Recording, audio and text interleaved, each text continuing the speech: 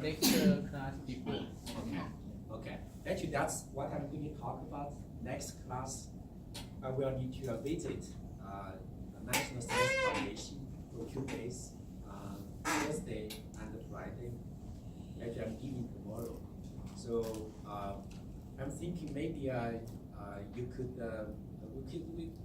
I was going to cancel the class, but I'm thinking that after you finish reading the midterm paper, maybe you could talk about the solutions for the problems In the class, right? in the class, and you could also first you give a general explanation about the solutions, and then you can do Q&A.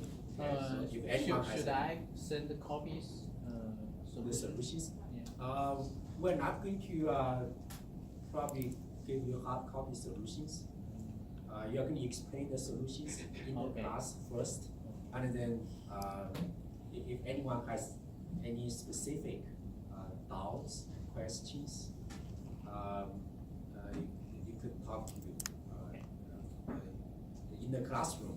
I don't think you're going to use all the class time to explain the solutions.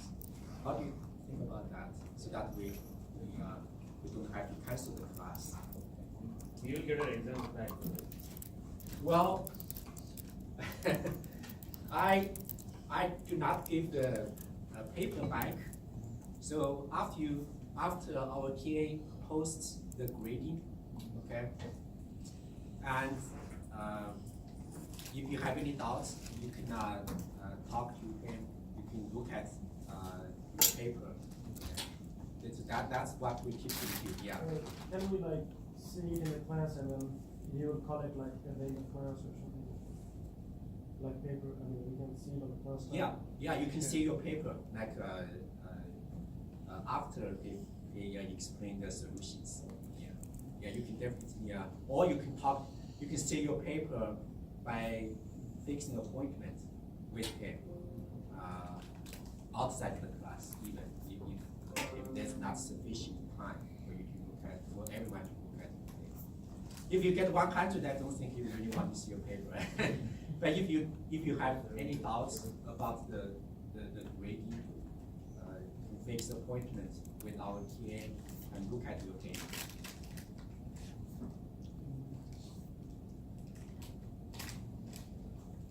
Any questions on the midterm?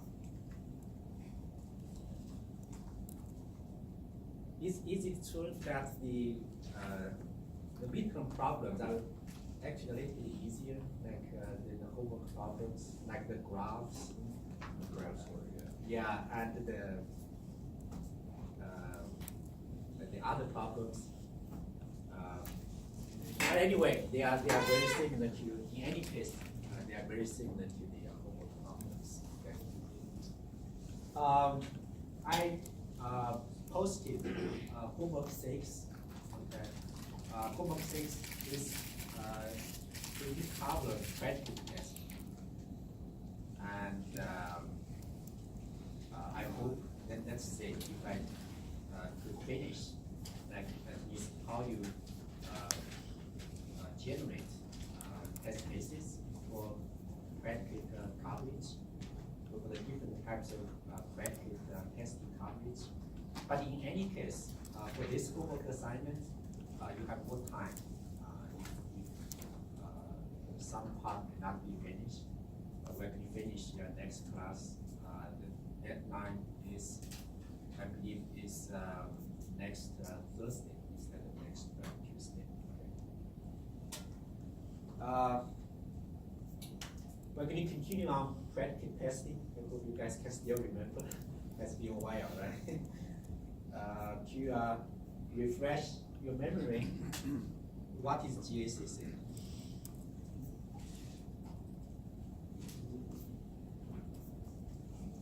Yeah.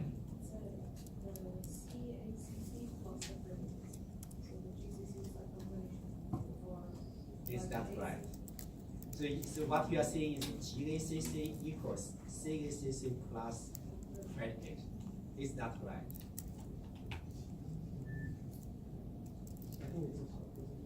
it's the opposite, right?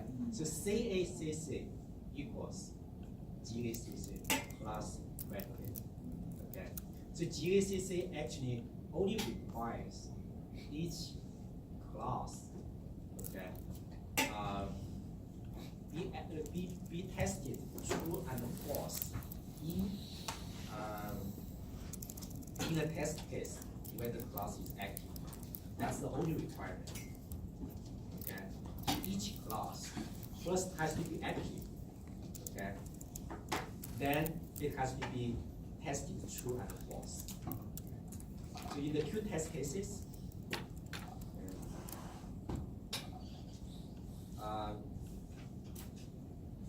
to satisfy the GACC coverage, okay, for a given class, okay, the class has to be active, okay, in both test cases and has to be tested true and false. Okay, that's the only requirement. But for CACC, the additional requirement would be you have to make sure the predicate, in addition to the class, to be tested true and false. The predicate has to be true and false as well. Okay, so that's why we say CACC equals GACC plus predicate coverage. Then we have RACC. What is RACC? What is the additional requirement? What is RACC? Restricted active class coverage. What is required for RACC? Additional requirement. Minor clauses have the same values. when Minor major clauses. are changed. Right. So you have to be true and false, have to be tested true and false, and the minor clauses have to have the same values in the two test cases where you test the class true and false. And of course, it has to be active, right? That's the basic requirement, active class test. So by definition, RACC definitely satisfies predicate coverage, okay? Because if you want to, because the definition of an active class is that if you flip, okay, the value of the class, that basically implies you do not change the values of the minor classes, you are going to flip the value of the predicate. So automatically satisfies the predicate coverage. So RACC is stronger than CACC. CACC is stronger than GACC.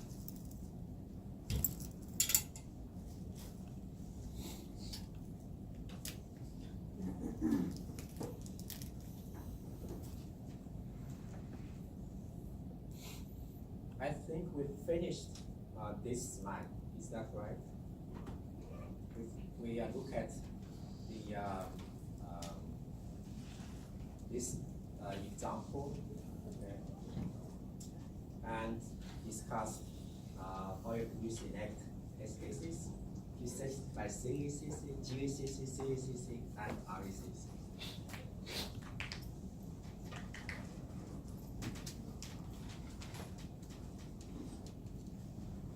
Is my memory correct? I think we're finishing this slide. So you might be wondering why we have the three different versions of active class coverage, right? Why don't we just use RACC? RACC seems to be very nice, right? That automatically satisfies predicate coverage. Because we mentioned before, keep in mind, if you test the predicate, minimum requirement you have to test the predicate true and false. Okay? If you do not satisfy that, typically we consider it's not adequate testing. Okay? And GACC does not guarantee that. CACC is like a patchwork, right? So you add predicate testing on top of GACC. RACC seems to be very nice, right? Automatically satisfies predicate coverage. Why do we need the first two, right? the basic idea is that in practice, RACC could be too strong, that you may not be able to find any test set that satisfies RACC. So you have to relax a little bit. So that is similar to, if you recall the three concepts like pool, directly pool, pool with a side trip, pool with a deep pool. So we want to relax that a little bit, the requirements a little bit, so that we can work with practical systems, okay, in which we may not be able to satisfy the strongest coverage criteria. So to look at an example, consider the system, okay, that has a valve, okay, that may be open or closed, and it has two operational modes. One is called operational, okay. So it's really like in operation, okay. And the other mode is called standby, ready to operate, but not active operation. And we have two constraints for this system. Okay. The valve must be open, okay, in operational mode, and must be closed in all the other modes. And the mode cannot be both operational and standby. I hope this is kind of making sense from a utility perspective, right? You cannot be standby at the same time as operation. So what we do is that we introduce some propositions. We see proposition was like it's like a statement that can be true or false. It's like a clause. The valve, proposition A stands for or represents the valve is closed, and proposition B represents the system status is operational, and proposition C represents the system status is standby. So what we are trying to do is that we try to formalize the two constraints. The first constraint can be formalized using this predicate. So remember, the negation operator has higher binding power. So the first predicate means is that not A is equivalent to B. Okay? So that means the valve is open. Okay, if the valve is open, then the system is operational. And if the system is operational, then the valve has to be open. Okay? The second predicate indicates that the system cannot be both operational and standby.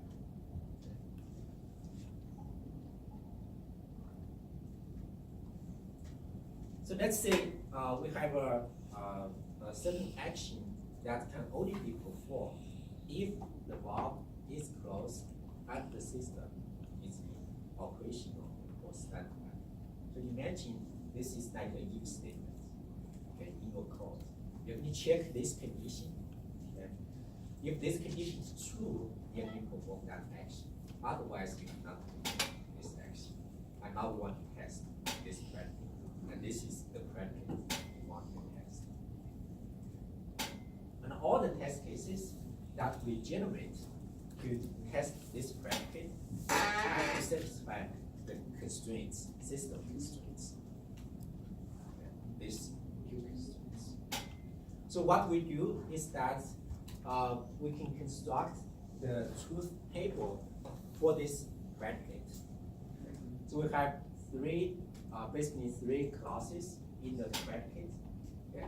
And we enumerate all the 8 possible combinations, okay, of the 3 predicates, and then we identify the truth value for the predicate.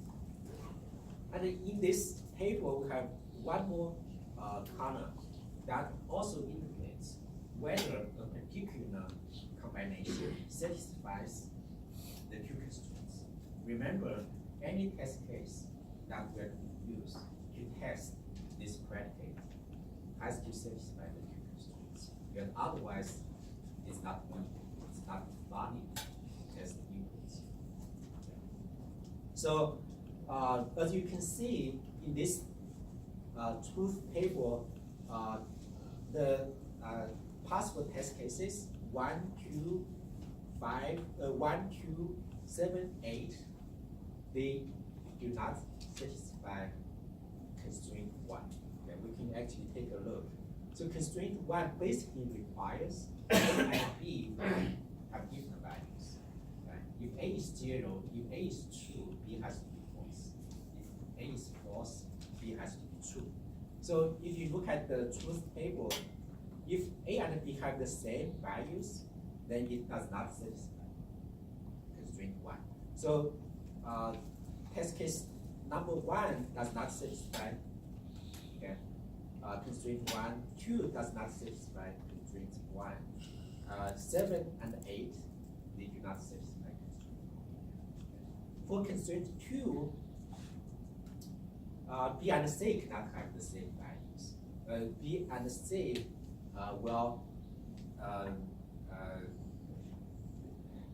they cannot be they cannot be true at the same time, right? If both are true, then the predicate with the constraint would be false. So at least one of them has to be false. Okay. So as you can see here, this for this test case, B and C both are true, so constraint 2 is not satisfied, and this one is not satisfied. And for all the other test cases, at least you have one false for B and C. So the other test cases satisfy constraint. Okay. But in any case, okay, after we construct the truth table, we find like the only test cases that you could use to test the predicate would be test case 3, 4, and 6. You only have 3 valid possible test cases that you could use to test this predicate.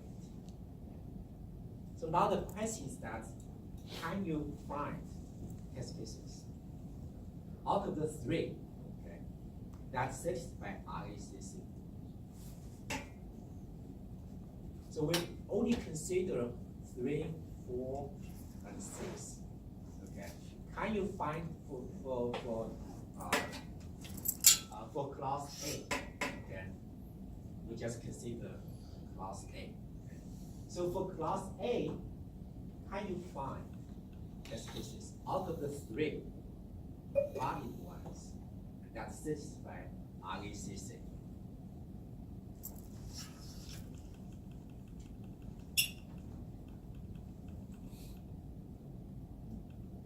Why not?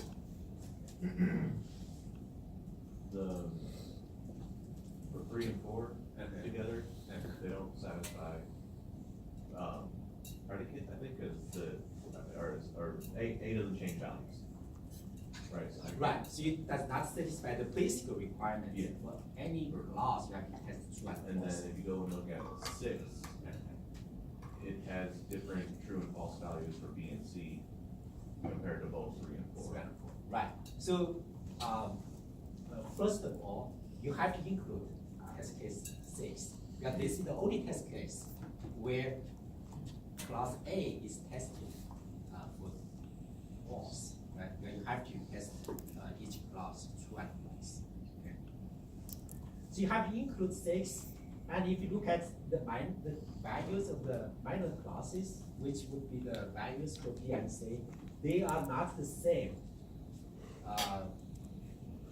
It is not the same as any of the 2 test cases, 3 and 4, where class A is true. You have to choose 1 from 3 and 4, right? To satisfy the requirement, the class has to be tested for true at least once. So because of that, you cannot find, okay, you cannot find test cases that satisfy RLCC. Can you find test cases that satisfy CACC?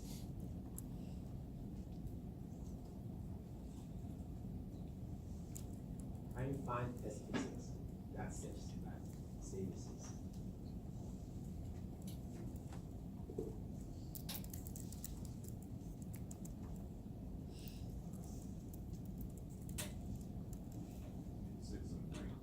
Six and 3. 6 and 3, right? So you tested, you test in test case 3, you test class A for true, right?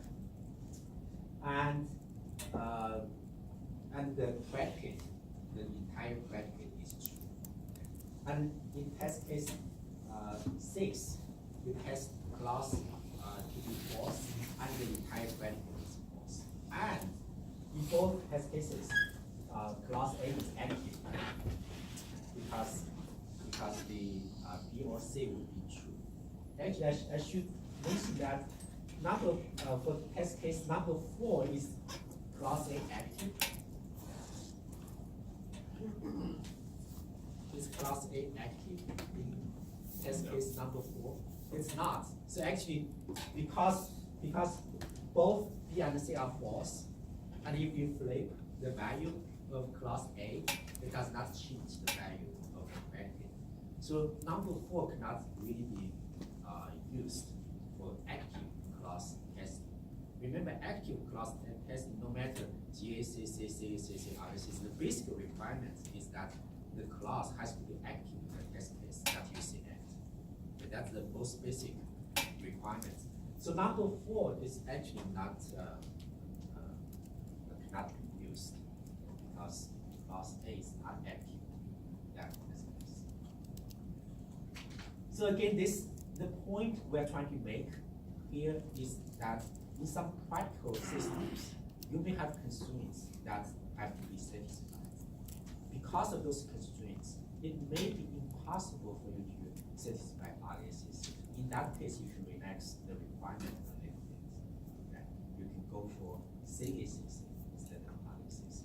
Again, as you can see here, we cannot even discuss GACC, right? Because in general, we can say that GACC is not an adequate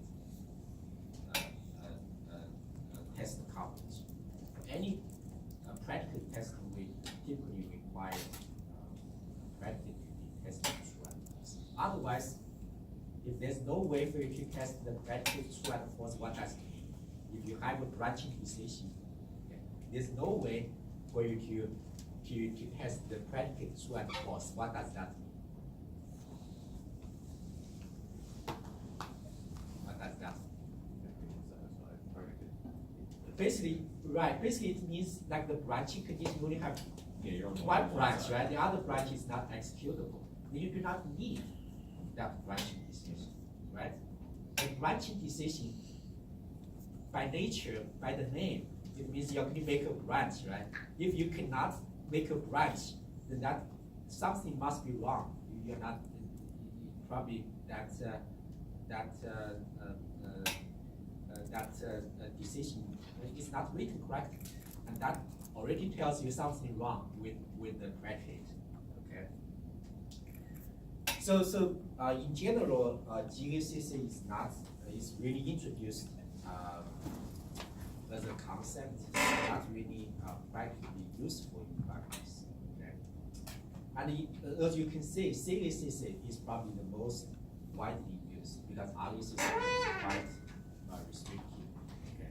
And just like in combinatorial testing, in this class we'll only discuss like the main algorithms. We do not deal with constraints, but in real life systems, you'll often have constraints. Okay. On the possible test cases that you could use in your testing system. So now we're getting to the question that you probably had in your mind, right? We talk about like the basic requirement.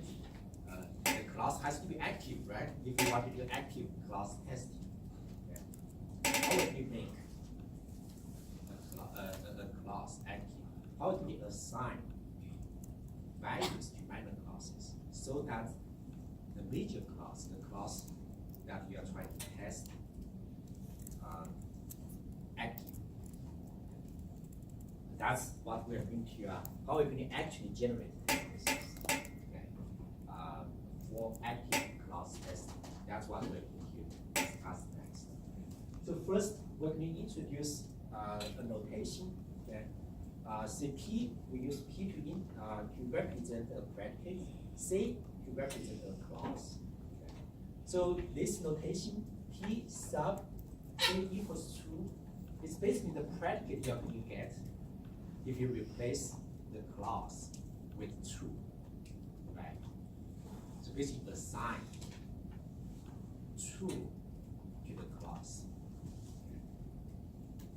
That will give you this predicate, P sub C equals true. And similarly for C, for P sub C equals false, you basically assign false to the class that you are trying to make it active. And this would be the condition. Okay? You want to make this condition, this Boolean expression true.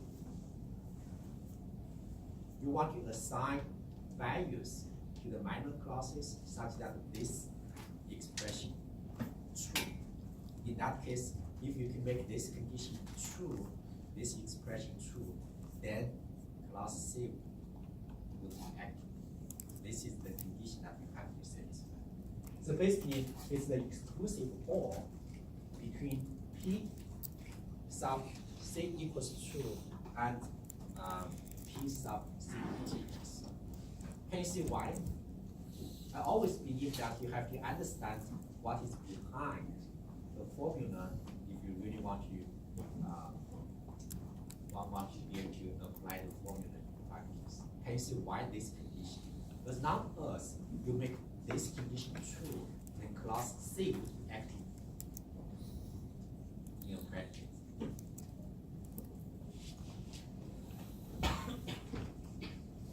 Can you guess like why this is the condition we have to satisfy if we want to make class C active?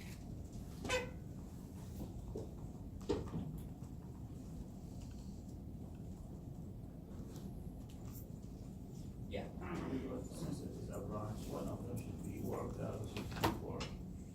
And so use one when the two variables are different. You are getting close. You are getting close. Okay. So you are talking about the predicate has to be true, or false, right? But you are talking about from the predicate perspective. Here, we're talking about how to make a class. In this case, would be class C active. We're not talking about the predicate. Okay. Remember, if you want to make a class C class active, you have to assign proper values to the other classes, right? The minor classes. You don't want the other classes mask the impact of this class. That's what we are trying to do. So to understand this condition, you want to recall the definition of being active. If we say C is active, it really means if you want to flip the value of C, you're going to flip the value of the predicate, right? So if you look at P sub C equals true and these two predicates, P sub C equals false, what is the relationship between these two predicates? C sub equals true and C sub C, P sub C equals false. What is the relationship between these two predicates?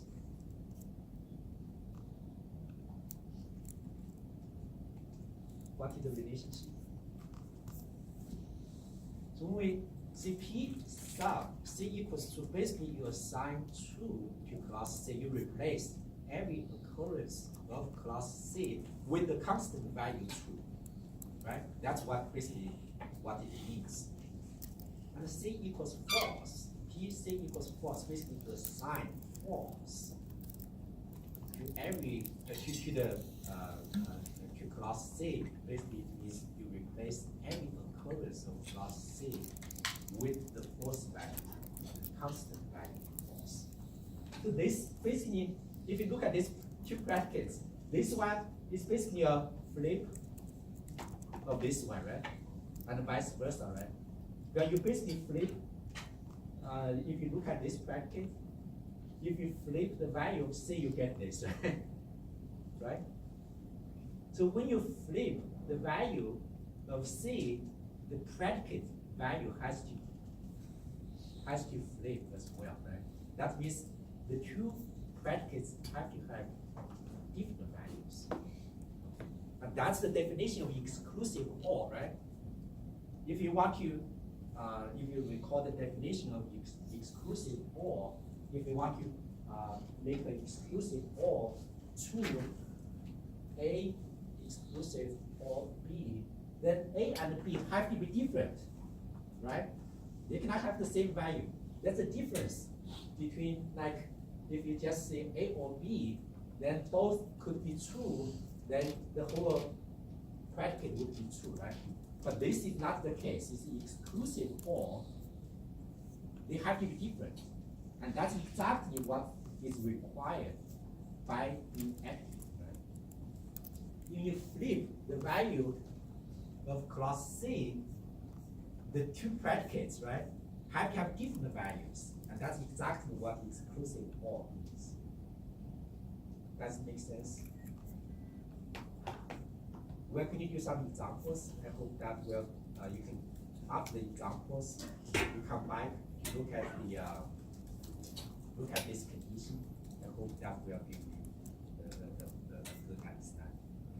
But just keep in mind, this predicate is basically the what you get if you flip the other predicate. And their values have to be different if you want, if C is active. Okay. Any questions before I go to the examples?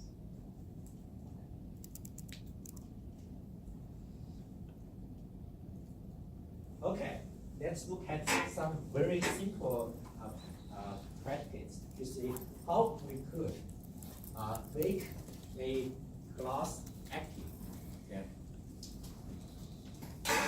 Again, these are very simple predicates or expressions. You do not have to do what I'm going to do next to decoding to make, for example, A active, right? You just look at the expression, you can tell, right? If you want to make, for example, A active, B has to be what? Has to be what value you have to give to B. If you want to make A active group, A has to be true, right? You don't even have to do what I'm going to do next. But again, I'm still going to do it so that you have a systematic way to do it. And when you have more complex expressions, it might be difficult for you to just look at the expression to decide what values we should get to minor classes. So, so in this case, the first example P is the disjunction between A and B. Okay. So first we're going to do, we're going to try to make A active. So first we're going to assign true to class A. Okay. So in this case, we're going to replace every occurrence of A with the constant value true or B. That's basically what this means, right? P sub A equals true. And in this case,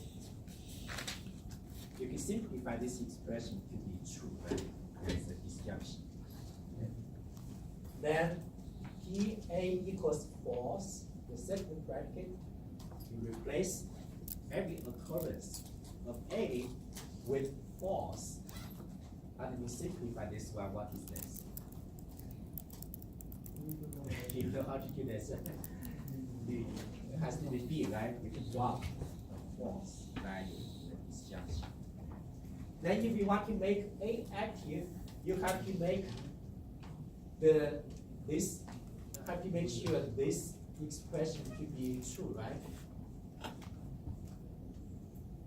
That's what we had on the previous slide.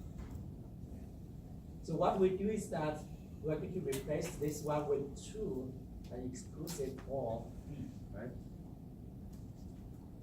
How are you going to simplify this one?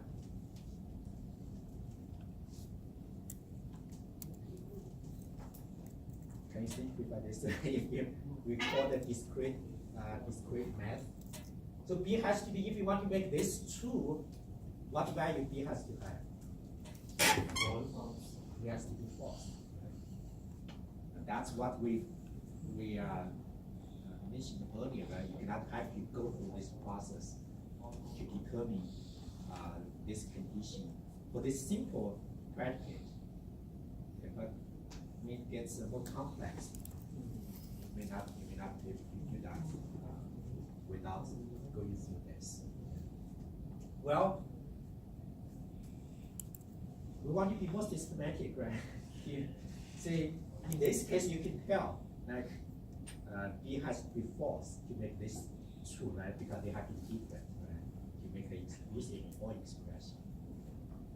In general, I will give you a more systematic process to simplify this. Okay. So basically, if we say A exclusive or B, what this really means, this is equivalent. You have to get rid of this this exclusive or operator, okay, if you want to simplify this expression. And this basically means either A and not B, right? They have to be different. That's the idea, right? That's one case, right? Or not A and B, right? Because that's the definition of exclusive or. A and B have to be different. So that's one way for you to do the simplification. In this case, so keep this in mind. You're going to need to use this, okay? When you work on your homework problems, exam problems. After you get rid of this one, it's much easier for you to do the simplification. Okay? So keep this in mind. I'm going to do that for this example.